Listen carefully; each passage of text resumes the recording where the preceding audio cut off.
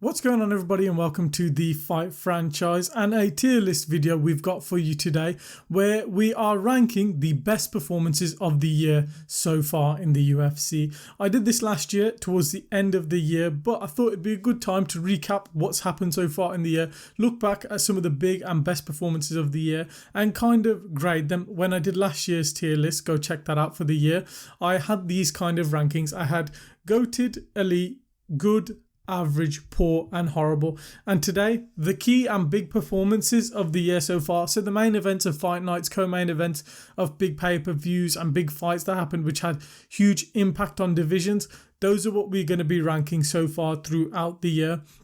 So without further ado, let's begin. And again, this is just my opinion. Leave your thoughts in the comments down below if you agree, disagree with me, and let's get started. So I've just randomized it, thrown these all in here. And first and foremost, we have got Kamaru Usman versus Joaquin Buckley.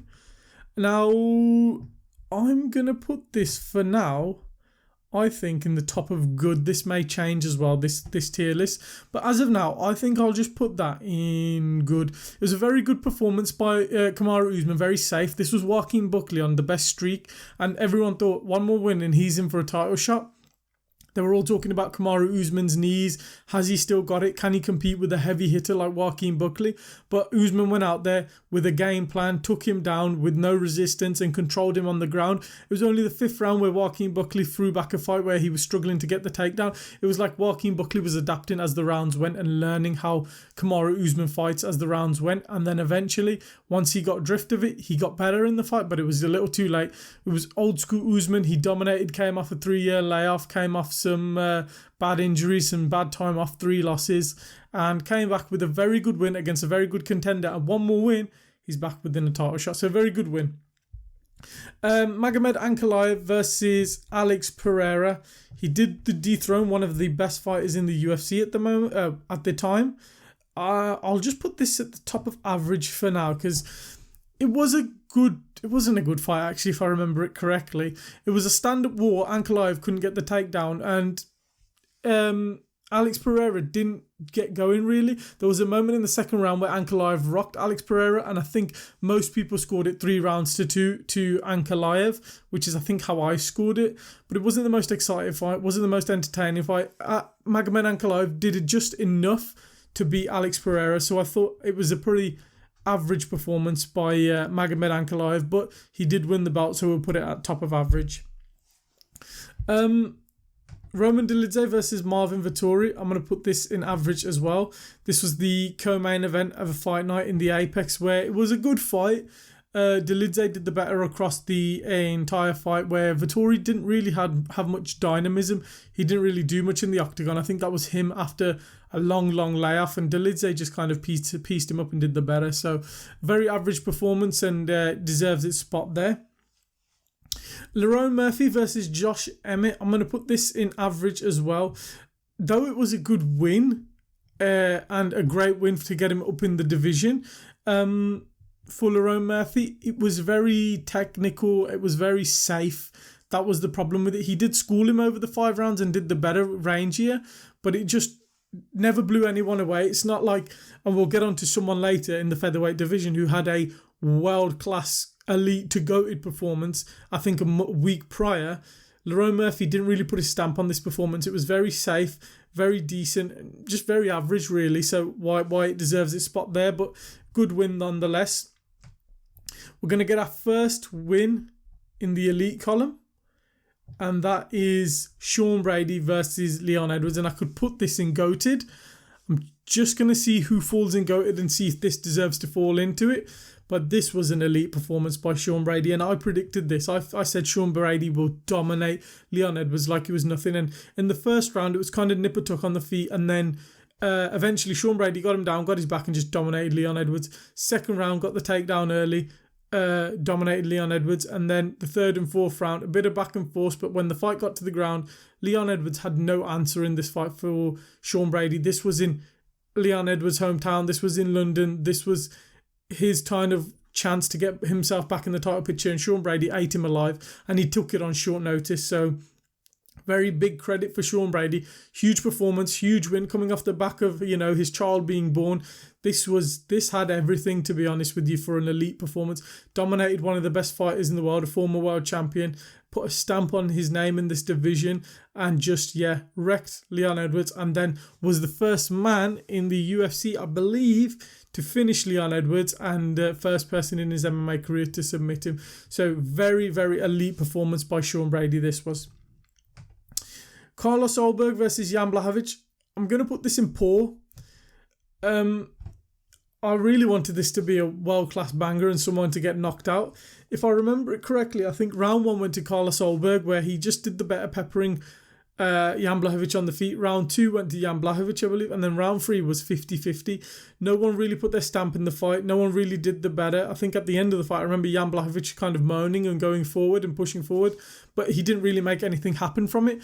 And off the back of that, it was just this, I want to say, split decision, which went Oldberg's way, but it wasn't nothing impressive because this fight happened on the same card as Brady versus Edwards, and we was waiting, thinking like, if Oldberg gets a KO, he's going to put himself ahead of Alex Pereira for a title shot, but it just never happened. So it was a very poor performance by Carlos Oldberg, and just never took anywhere in the division. I think he's still number 2 ranked or number 3 ranked in the division, but nothing very impressive. A very poor performance. He got the win, which is good, always good, but he didn't style on him, didn't he? Like, I'm pretty sure Oldberg was on a 7-fight win streak, and a few of them were KOs. So, once he jumped up in competition, and he didn't seem to show any betterment in his game. Like, when you think of, I don't want to give spoiler alerts away, but when you think of someone like Ilia, for example, he came off the win of Josh Emmett and went to decision.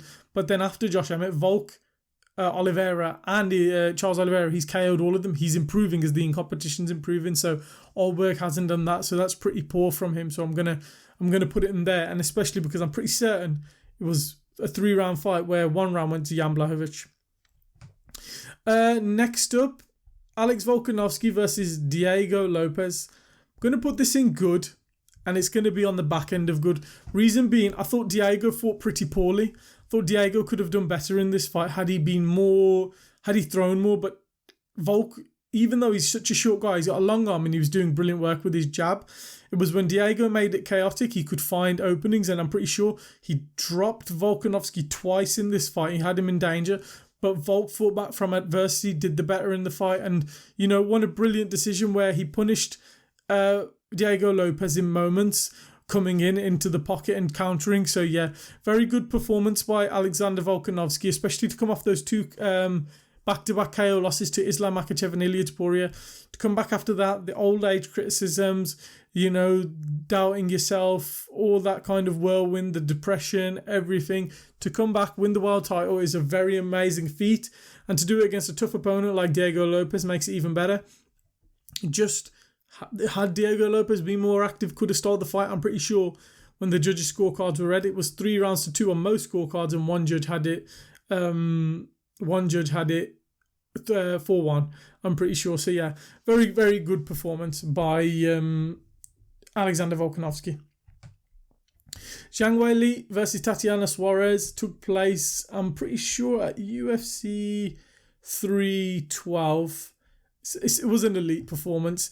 Not entertaining. That's nothing to do with Zhang Weili. She dominated Tatiana Suarez. Everyone said Tatiana Suarez has this amazing amazing wrestling style. She's going to be able to dominate Zhang Weili. But Zhang Weili's athleticism to the takedown defense to stop them was too much for Tatiana Suarez. When it came to the striking, she was too damaging for Tatiana Suarez. It was a 5-round shutout by Zhang Weili using a whole mixed martial arts game, which is something that she's done many a time now. And it was a very elite performance to shut out one of the best contenders, an undefeated fighter, and a fighter who many thought would become a world champion in Tatiana Suarez. For Zhang Weili to shut her out for 5 rounds, an elite performance, one of the best performances in the title fight. So this one of the best performances in title fight so far this year. So an amazing one for Zhang Weili. Next up, Manel Kape versus Asu Almabayev. It was a good performance. Manel Kape styled on him. I'm pretty sure this is the fight where he was dancing, creating the TikTok edits. It was just unfortunate towards the end of the fight. I'm pretty certain there was an eye poke, which kind of led to the downfall of Asu, where he got the finish. But Manel Kape was on the way to victory anyway. He was styling on him throughout the fight, doing the better throughout the fight, just striking and landing at will. So yeah, this was Manel Kape at his best. And I'm pretty sure Manel Kape in the last 9 months was on a 3-fight win streak. It's very unfortunate he's just picked up an injury recently, because he was on the verge of a title shot. I really want to see him fight that big Kai Kara France fight next. So yeah, very good performance by Manel Kape dunking on Asu Amabayev. Jared Cannonier versus Gregory Rodriguez. This was a good performance by Jared, I thought, in the co-main event. It was an Apex fight. Very good fight, actually. One of the better fights of this year so far, where they were standing and banging on the feet. When the first round, Jared was smashing Gregory Rodriguez. And in the second round, Robocop came back and fought back, and he was piecing up Jared Cannonier. And it was a nip and tuck fight. And then the third round, Jared came back, put his stamp on the fight, and got the finish and put Robocop out of there. You know, Jared was coming off the back of 2 losses, I want to say, going into this fight. So there was a lot of doubt on his name. But for him to come out, beat the brakes off Robocop, who was on a good win streak himself, very good performance by Jared Cannonier. Rafael Fiziev and Justin Gaethje. Justin Gaethje defeated Rafael Fiziev, who took the fight on short notice. I think I'm just about going to put it in good. And what makes it good is the third round, I'm pretty sure. So, akin to their first fight, Rafael Fiziev started the first fight when they fought at UFC 286 very good, and Justin Gaethje took over the fight as the rounds went on. This was the exact same. Rafael Fiziev started this fight very good, and I'm pretty sure he won the first round.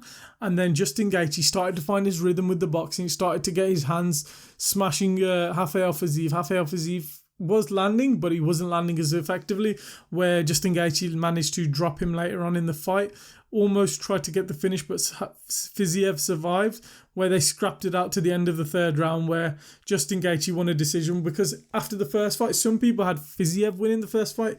I thought it was a draw or a Gaethje win. But upon the back of that, the second fight, Gaethje made it definitive. He came back after his Max Holloway loss, took on Fiziev on short notice, a rematch, so they were all familiar with each other. But yeah, Gaethje did the better work, and it was a good performance nonetheless, where he stole the fight later into the round.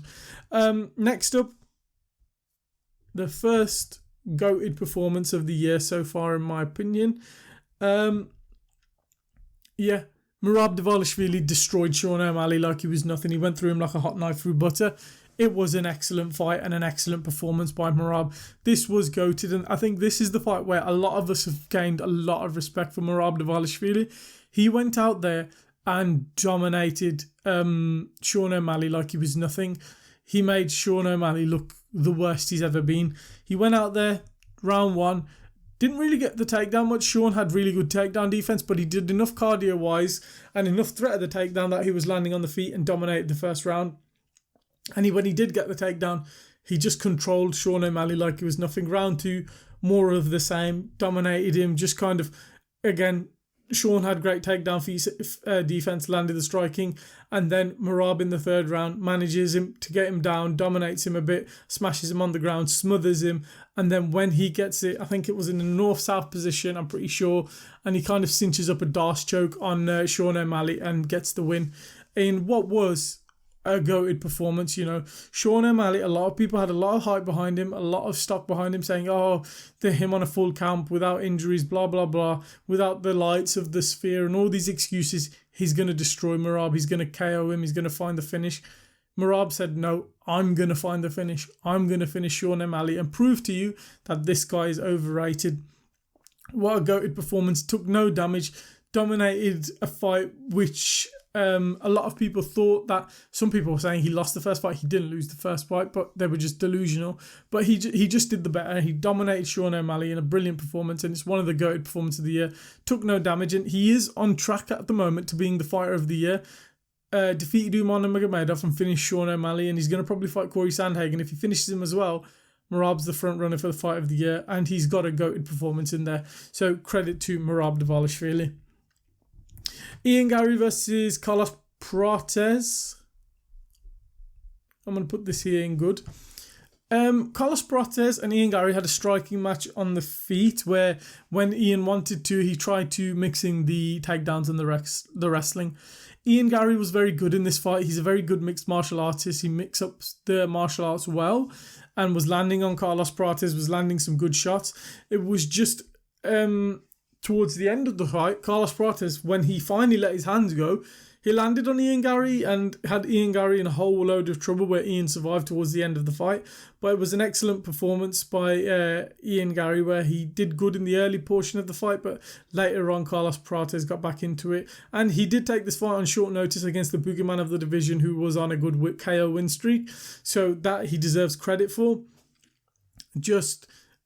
He just needs to, he's lost that ability to finish guys at the upper echelon. He's very safe in the octagon nowadays when he fights. Like I said, he understands his game. He's a good mixed martial artist. But yeah, very good performance by Ian Garry, just let down by the latter fact of the fight where Carlos Prates managed to rock him. Charlie Olives versus Ilia Topuria. You've got to put it in... And you know what? He's on a generational run. Because if I remember correctly, I think I might even have my last year's tier list up somewhere on a YouTube video. Oh no, it's going to mess up the thing. I'm pretty sure I gave him his Volk fight in Elite and I put his Max Holloway win in Goated. And he's got another win in Goated back-to-back. He's had 2 back-to-back Goated wins as Ilia Topuria. KOing and flatlining Charles Olivera like that is a goated performance. Like, he was out off the right hand and then just that left hook follow-up and just dropping him. But the full fight anyway, he took on one of the most dangerous fighters upper division, an elite finisher. Okay, Charles Olivera is chinny. A lot of people have chinned him. But let's not forget, Charles Olivera has only been finished by Islam Makhachev in that recent run. Everybody else... he's beat, and Arman Tsarukyan took him to a decision where he had a competitive fight against Arman where he almost got the guillotine choke. This wasn't a washed fighter. This was a very good fighter. Okay, he was gettable, but he was a very good fighter, and he went out there looking to, make Ilia Topuria uncomfortable, landing shots on the feet, looking for the clinch, looking for those knees, getting him up against the fence. And when he got him up against the fence, Ilia countered the takedown and had brilliant hips and got him down. And when he got him down, he got him into crucifix. And then when Charles was on the ground, where it's his world, and was looking for that leg lock and the submission, Ilia Topuria had no problem. He goes, all right, then I'm going to swivel out of it and then let him back up. And when he let him back up, okay, Charles Oliveira's striking was sus. It wasn't the best. Like, just leaping in against a guy like Ilia Topuria, who has nasty boxing, was a stupid play. But nonetheless... he landed that right hand and it was one of the best KOs of the year so far, and he just put him to sleep, and it's rocketed him up to top of the pound for pound rankings in the UFC's eyes and many other people's eyes. So yeah, a very goated performance so far by Ilia Topuria when you look at the manner of the win, going up a division, becoming double champ, winning the vacant belt, knocking out Charles Olivera, becoming a superstar, pound for pound best, everything that goes along with it. This was a goated performance by Ilia Topuria. Let's see who's next. Islam Makhachev versus Renato Moicano. I'm going to put this in Elite. This was a fight taken on short notice by Islam Makhachev because his original opponent, Arman Tsarukyan, pulled out. He got Renato Moicano on short notice, and it was a back and forth fight on the feet. Renato Moicano, it looked like he rocked Islam Makhachev, but it was a trip. And then when he goes, okay, I need to lock in, he managed to get the takedown, got the takedown. Renato Moicano tried to get up off the takedown. Islam Makhachev cinched up the Darce choke, 1 round submission. Renato Moicano is out of there. But that's what you would expect when you have the pound for pound number 1 in the world, the best lightweight in the world at the time, versus the number 10th ranked or 9th ranked lightweight at the time. You expect not Ilia Topuria, I forgot his name, Islam Makhachev to get the submission, to get the win. He did what he needed to do. He showed the levels between himself, the champion at the time, and the 10th best lightweight in the world with a first round submission. It was an elite performance. Got the takedown, got the submission, and then got the win. Just simple as, and that's what you want. When you see I'm trying to think of a great example.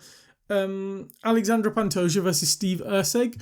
Pantoia should have put Steve Erceg out of there, because when you looked at the gap in skill in the rankings, sometimes the rankings don't tell you the truth because there's great guys in the lower of the rankings. But when these guys come up and get a magical title shot, you should show the levels. That's why Khabib should have probably finished Al Iaquinto. That's why that performance isn't as impressive. When Islam fought a lower ranked guy, schooled him, finished him, submitted him. An elite performance by Islam Makhachev. Up next, Alexandre Pantoja versus Kai Kara-France. Elite. Again, Alexandre Pantoja, one of the best fighters in the world. Arguably, I'd probably have him third or fourth in the pound for pound rankings. He's an amazing fighter. Kai Kara-France, the most dangerous striker on the feet, all this, that and the other. And he just went out there and bullied him. He made him look pedestrian in there, Kai Kara-France. He didn't look like he was even ready to be in the octagon with him. Like, Alexandre Pantoja is bullying these flyweights, and when they went out there, it was just a different ball game. Like, Kai Kara-France, he just rushed him, got the takedown in the first round, sunk him down, and the whole first round dominated him from his back. The second round, got the takedown again, when they were striking on the feet, he was throwing huge shots, rushing in and ending every shot with a kick.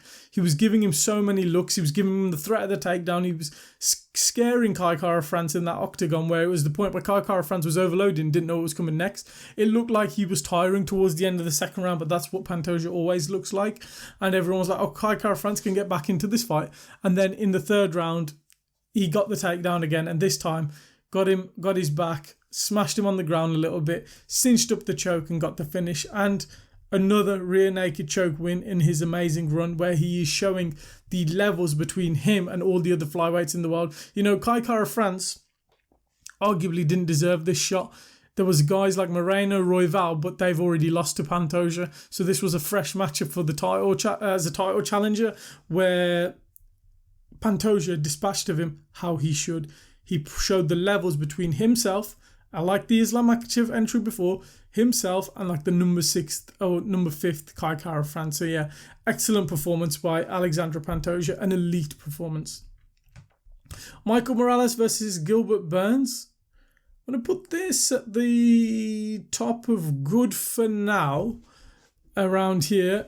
Just schooled him. He just schooled Gilbert Burns on the feet, got the amazing TKO finish, and works his way up the rankings and is looking like the next Carlos Prates, you know, the next hype train in this welterweight division. This absolutely stacked welterweight division. So yeah, credit to Michael Morales. A brilliant win, brilliant performance, stopping Gilbert Burns. Up next, Morab versus Umar Nurmagomedov. I'm going to put this at the bottom of Elite. Now, a lot of people will look at some of these other fights where I've said split decisions, for example, that, or like, you know, when you win 48-47, like they only won 3 rounds out of the 2, and this was the case for Morab. Morab won 48-47 in this fight on, I'm pretty sure, all judges' scorecards. But the first 2 rounds, Umar Nurmagomedov schooled Morab Dvalishvili, and we all thought, oh my God, Umar's the truth. He's going to become world champion. He's better than Morab. He's got the Nurmagomedov name. He's got all the hype and everything. And Morab just turned up the cardio and the heat, and he drowned Umar Nurmagomedov in that octagon. And to fight back from adversity like that in this fight, it was an elite performance. He fought his toughest challenger, an undefeated Dagestani Nurmagomedov, the second best bantamweight arguably in the division right now, and he went out there and he drowned him. There's no other words for it than this performance. On the feet, he began to rock him with the takedowns. He was taking him down at will. In this fight, I'm pretty sure he managed to get the record for the most takedowns in UFC history, surpassing GSP.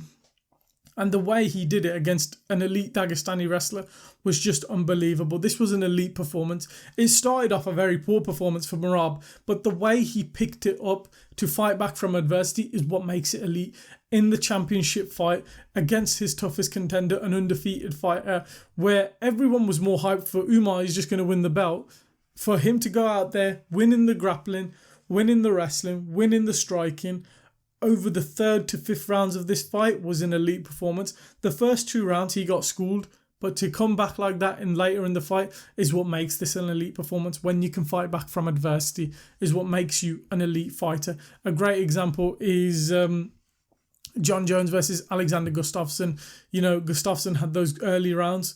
Cyril Gane versus Francis Ngannou, another great example. Cyril Gane won the early 2 rounds and then they fought back. Francis fought back and got takedowns and switched his game plan. So for Morab to do that against such a great fighter, it was an elite performance. Song Yadong versus Henry Cejudo. I'm going to put this in the top of average. My computer just decides to freeze. Are you going to work? There we go. Yeah. Song just kind of schooled Henry Cejudo, who's washed really nowadays. And yeah, he just did the better in the fight, to be honest with you. Did Song Yadong. Just dominated Henry Cejudo, who really had nothing to show for it. It was just unfortunate the eye pokes happened, which kind of made Henry lose the fight, because I think Song Yadong was on the cusp of a 5-round decision win.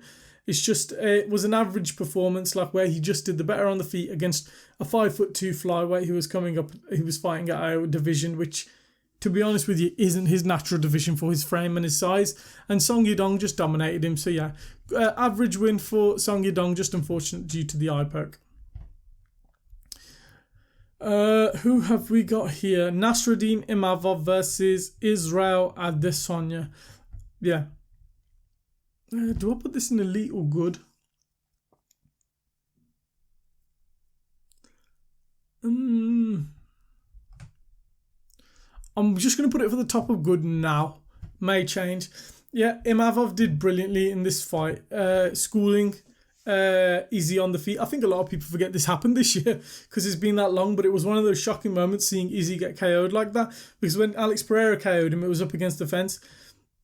To see him kind of get dropped like that and just finished on the ground, it was a very good performance by Imavov, who did very good in the first round as well. It was back and forth. The first round was Izzy, you can see he's just slowed a bit, isn't got that, you know, that X factor that he had when he was coming up, where he could manage the distance so perfectly.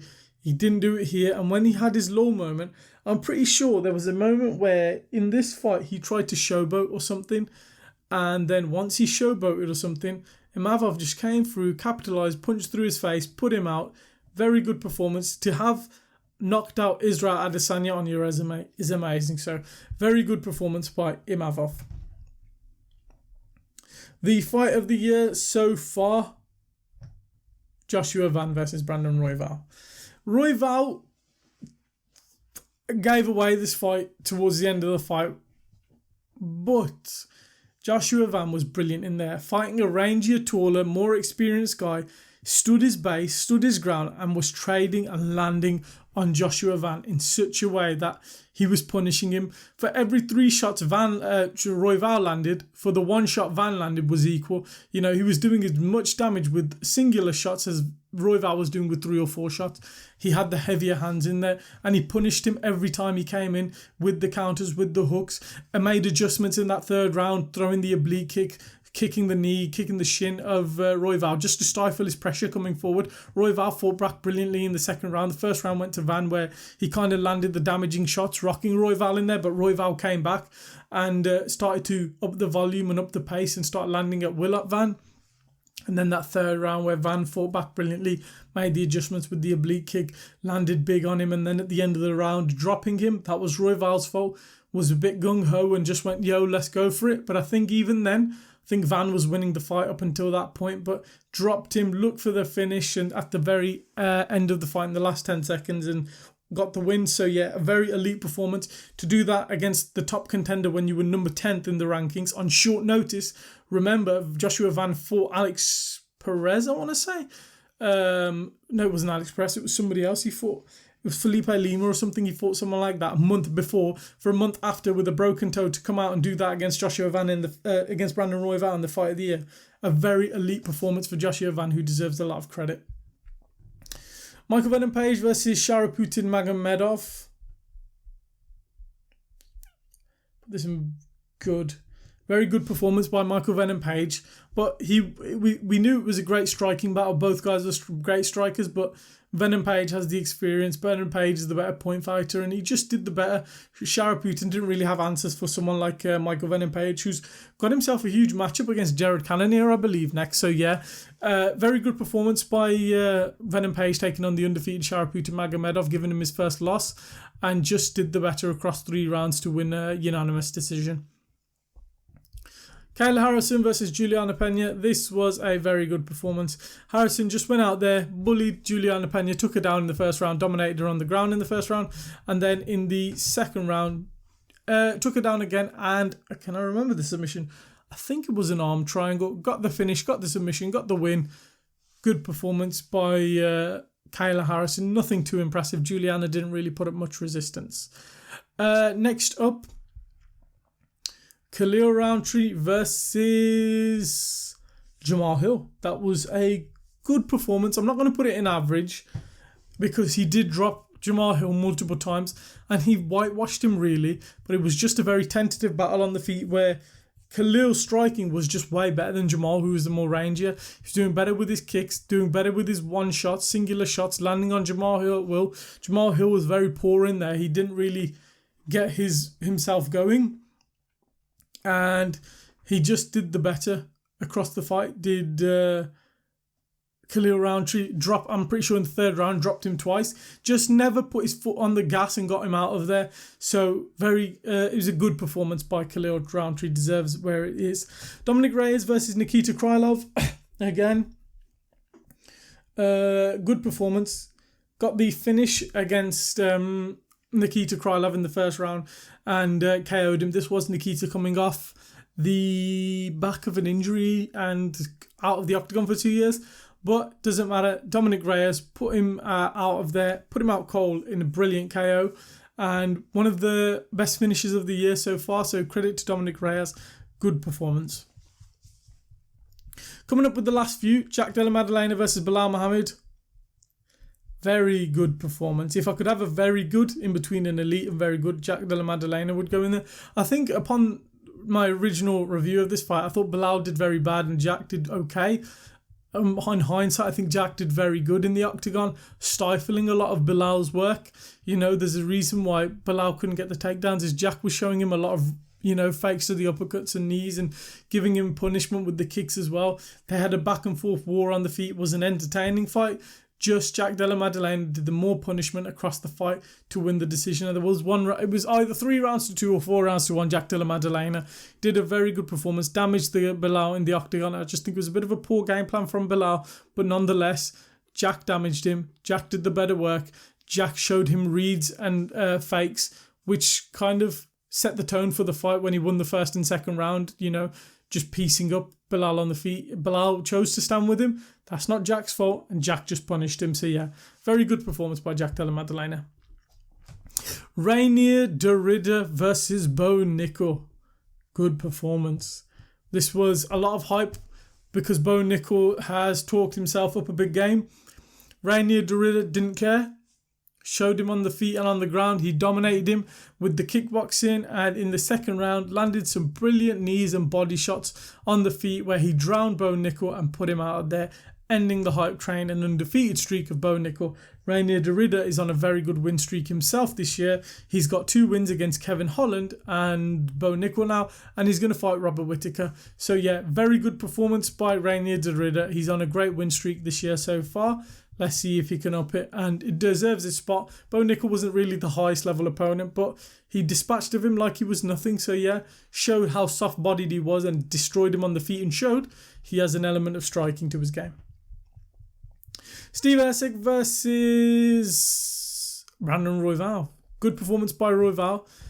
Dominated him really on the feet. Steve Erceg had flashes of brilliance, but for the most part, measured Moreno, this new and improved Moreno who takes his time and fights, doesn't go all gung-ho and crazy, showed a brilliant performance on the feet, smashing Erceg across the octagon and just doing the better across the fight to win a 5-round decision, unanimous decision. Nothing too amazing. I don't think there was any moments where he dropped or rocked Erceg, but yeah, for the most part, a very good fight. Next up, Valentina Shevchenko versus Manan Furo. I'm going to put this in poor. And a lot of people are going to be like, whoa, this doesn't deserve to go in poor. This is better than some in average. But I don't think it was. There was nothing really amazing about this fight. Manon wasn't too great. I know there was a moment where Valentina dropped her. But Valentina, compared to her older years, hasn't been that impressive. Like, there was no X factor on this fight. Yeah, she did. She just, at the minute, Valentina in her fights just does enough to win the fight. She doesn't do anything impressive. She doesn't do anything that makes you go, she's elite. She's goated. She is the best flyweight of all time, based off that run from the early days, when she knocked out Jessica Ai, where she crucifixed and dominated Andrade, where she crucifixed and dominated Chukagian. Nowadays, it's just very safe and very boring. Furo had moments in the fight where she took 2 rounds off her, where Furo shouldn't have, because Valentina should have been levels above her. So yeah, it was a poor performance. There was no X factor on it. She didn't really do too much. I know, like I said, I'm pretty certain there was a moment where she dropped it, but she didn't really capitalise and do enough on it. So yeah, poor performance by Valentina Shevchenko. We expect way better for the greatest flyweight, women's flyweight of all time. Yuri Prochazka versus Jamal Hill. I'm going to put that in elite just for now. And a lot of people are probably going to be like, whoa, there's other fights below it that should have gone in elite. But this was a war on the feet. This was Yuri coming off the back of his most brutal loss in his MMA career to Alex Pereira. He came back and fought Jamal Hill, who's a tough guy and a former champion. And he went out there and he went to war. And we thought he would come back with a different style. He did come out measured and a bit more technical and a bit more defensively sound. But there was moments in the fight where he fought Alex Pereira with his hands down and he was leaning back and he was getting caught. This time, his defense was on point. His head movement was on point. He did everything great and he kept dropping Jamal Hill, causing danger to Jamal Hill. And across the 3-round fights, got the TKO finish in the 3rd round in an excellent performance where he didn't change too much, was still himself, showed danger on the feet, showed danger with his kicks, showed danger in all aspects of his game. And it seemed like for a guy who's coming off some bad losses, to come back like that and show that, hey, I can still do it with my style, go to war and I'm coming back for that belt. This was an incredible win, an elite win by Yuri Prochazka against a great fighter in Jamal Hill, who had taken all that time off to recuperate off the Alex Pereira loss. And, schooled him and destroyed him on the feet. An amazing fight as well. If you haven't seen the fight, go back and watch this fight. This was one of the best fights of the year so far. DDP versus Sean Strickland. This I'm going to put in elite. And I know there's a lot of whitewashes, some here. But where's it gone? Oh, there it is.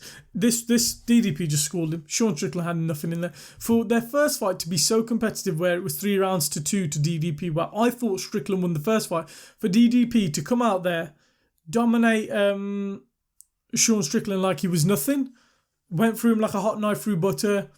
Excellent performance, an elite performance by DDP, who's showing why he's the best middleweight. He just was more active than Strickland. I don't know what it was with Strickland. Strickland normally goes out there, gets his jab going, gets the work going, pushes forward, but DDP didn't let it happen. Smashed him with the body kick, smashed him with kicks, smashed him with the punches, outlanded on him, busted open Sean Strickland. He left the octagon pretty much clean, like he didn't take too much damage. So credit to Dricus du Plessis, put on an elite performance, dominating and battering Sean Strickland. Alexandra Pantoia, Yair Rodriguez versus Patricio Pitbull. Good performance, very good performance by Yair Rodriguez, where he kind of dominated the smaller guy on the feet who was, had all the hype coming in from Bellator, and he didn't even let him go. He was just smashing him with kicks and long range shots, and even dropped Patricio Pitbull at one point, and the fight went to the ground, and he did good on the ground. Did Yair Rodriguez. Very good performance, very safe performance where he dominated Patricio Pitbull. We've got 2 left. Paddy Pimblett versus Michael Chandler. This was an elite performance. This was crazy.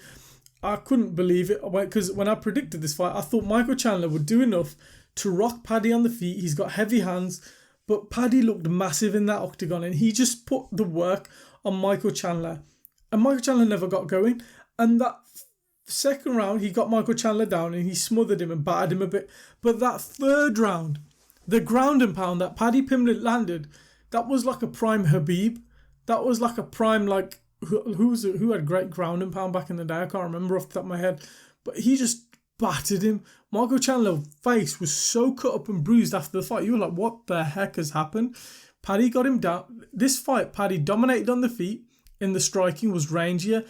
Chandler couldn't find his range. He was swinging wildly from range, and Paddy landed his kicks, landed his jabs. When it came to the grappling, he dominated the grappling, took Michael Chandler down like it was nothing, had the strength advantage, had the size advantage, used it brilliantly. And when he took him down, this is what we want from Paddy Pimblett. He's got finishes now. He's got finishing potential. He took him down, smothered him, smashed him with elbows, put his fist through him, and he was threatening with the submission.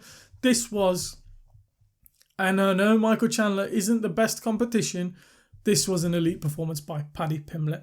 Very, very well deserves his spot there. Last year I gave him an elite performance for his win against Bobby Green. This was even better. So yeah, an elite performance by Paddy Pimblett over Michael Chandler. And last but not least, Jean Silva versus Bryce Mitchell. Jean Silva went out there and just, this is probably one of the better ones. I almost was so tempted to put this in GOATed, you know. This is how good this performance was. He just went out there, stole on Bryce Silva, was going out there, taunting him, talking trash, barking at him, going crazy, dominated him on the feet, stunned him on the feet, dropped him on the ground. Bryce Mitchell didn't have an answer with the takedowns. He was threatening with the submissions, almost got the submission in the first round. Jean Silva is showing himself to be a huge threat in this featherweight division, and this performance put the featherweight division on notice. We haven't heard of him since, hence why a lot of people forgot this performance, but this was one of the best performances of the year. He whitewashed and outskilled Bryce Mitchell like it was nothing on the feet and on the ground, and Jean Silva is doing this to a lot of people at the minute. He's outdoing them in the grappling and the striking no matter what it is, and it's very, very impressive, and this was the best of it. This was an elite performance by Jean Silva against tough Bryce Mitchell. And there was a lot of bad blood and hype. Bryce wanted to win this fight really bad. So for Jean Silva to go out there and, you know, submit him, I'm pretty sure it was with a standing guillotine or a Darce choke, and then just put him out unconscious in that octagon. It was an elite performance. So this is kind of how the year 2025 has looked so far in the major kind of fights of the UFC. Hasn't been star-studded now looking back on it because we can get a fresh overview. But overall, we've had some decent fights and some great performances, to be fair. We've had two GOATed performances, in my opinion, from Morab Dvalishvili and Ilia Topuria. The Georgians are on top. If you're a Georgian fan, you're probably very, very happy that your guys are doing the best in the UFC at the moment. And then in Elite, we've got Jean Silva versus Bryce Mitchell, Sean Brady, Leon Edwards, Valentina, Zhang Weili dominating Tatiana Suarez, Islam Makhachev submitting Renato Moicano, Pantoia submitting Kai Kara France, Morab coming back and defeating Umar Nurmagomedov, Joshua Van in the fight of the year beating Brandon Royval, DDP putting on a clinic against Strickland, Yuri Prohaska fighting to a war with Jamal Hill and KOing him, and Paddy Pimblett dominating Michael Chandler in a 3-round TKO finish. That was kind of how I rate the performances of the year so far. Let me know what you think in the comments down below. Do you agree? Do you disagree with me? Would you rank some guys higher or lower? Did I miss a performance or a fight? I know Mauricio Ruffy had a great fight against Bobby Green, which would probably rank high on this list. Just I was going for the much bigger fights and higher ranked in most of the divisions, which kind of have a bit more impact. And that's kind of what you guys care about. But nonetheless, this is how I would rank the 2025 performances of the year so far. So far, my front runner and the best performance of the year so far is Morab versus Sean O'Malley 2. Let me know what you think in the comments down below. Did I get this right? Did I get this wrong? Put your thoughts in the comments. Leave a like if you've enjoyed the video. Subscribe for more MMA and fight content coming soon. We hope you enjoyed the video and we'll catch you in the next one.